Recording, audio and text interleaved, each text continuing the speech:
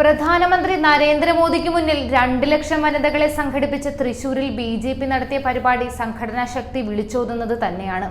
തൃശൂരിൽ നിന്നും സമീപ ജില്ലകളിൽ നിന്നും കണക്കുകൾക്കും അപ്പുറം വനിതകൾ ഒഴുകിയെത്തിയപ്പോൾ പഴുതില്ലാതെ ഒഴുകിയെത്തിയ സംഘടനാ മികവിന് അഭിനന്ദനങ്ങൾ തേടിയെത്തിയത് ബിജെപി സംസ്ഥാന അധ്യക്ഷൻ കെ സുരേന്ദ്രന് തന്നെയായിരുന്നു.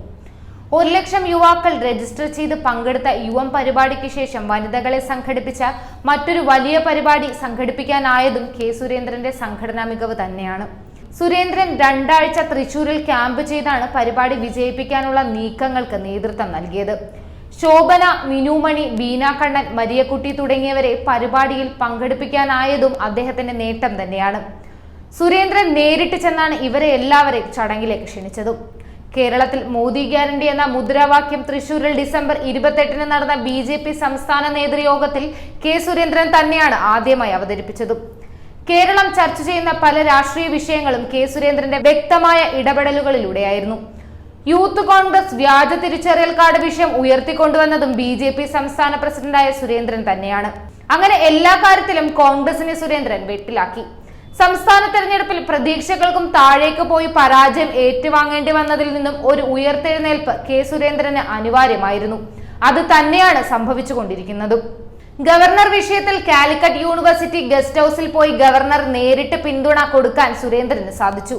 ഗവർണറെ കൊണ്ട് വ്യക്തമായ രാഷ്ട്രീയം പറയിപ്പിക്കാനും അദ്ദേഹത്തിന് സാധിച്ചിരുന്നു.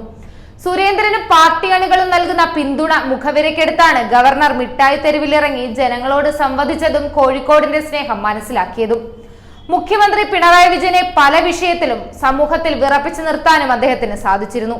ശബരിമല മണ്ഡലകാലത്തിന് ഒരാഴ്ച മുമ്പ് നിലയ്ക്കലും പമ്പയിലും സന്ദർശനം നടത്തിയ സുരേന്ദ്രൻ മുന്നൊരുക്കങ്ങളിലെ പരാജയങ്ങളും ചൂണ്ടിക്കാട്ടിയിരുന്നു. മേജർ രവിയെയും ദേവനെയും വീണ്ടും പാർട്ടിയിൽ എത്തിച്ചതോടെ സുരേന്ദ്രൻ വീണ്ടും പാർട്ടിയിൽ താരമായി. KPCC പ്രസിഡന്റ് കെ സുധാകരന്റെ സ്വന്തം അനുയായിയായ സി രഘുനാഥനെയും പാർട്ടിയിലെത്തിക്കാൻ അദ്ദേഹത്തിന് സാധിച്ചിരുന്നു. യുവത്വത്തിന്റെ കാര്യത്തിലാണെങ്കിൽ നവ്യ നായരും അപർണ ബാലമുരളിയും ഉണ്ണി മുകുന്ദനും കുഞ്ഞോൾ മാഷും തുടങ്ങി നിരവധി പ്രമുഖരെ എത്തിക്കാൻ സാധിച്ചതും സുരേന്ദ്രന്റെ മിടുക്ക് തന്നെയാണ്.